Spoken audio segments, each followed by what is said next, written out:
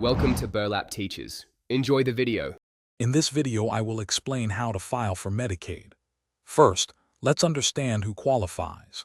Medicaid offers free or low-cost health coverage to many people. Eligibility is primarily based on your income, family size, age, whether you are pregnant, or if you have a disability.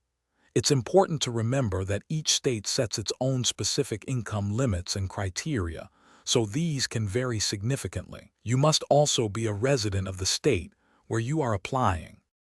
Once you understand the eligibility, the next step is to apply. There are several convenient ways to do this. You can apply online through your state's Medicaid website or the health insurance marketplace. Many states also allow you to apply in person at your local Department of Social Services office. Additionally, applying by phone or mail is an option in most areas. Remember, you can apply for Medicaid at any time. There is no limited enrollment period. To ensure a smooth application process, gathering the necessary documents beforehand is crucial.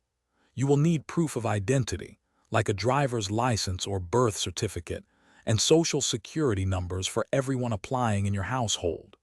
Be ready to provide income verification, such as recent pay stubs or tax returns.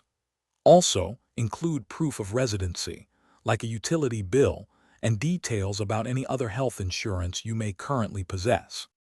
After submitting your application, it will undergo a review process, which typically takes between 30 and 45 days.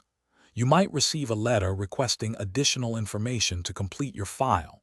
If approved, you will get an official approval letter and your Medicaid identification card.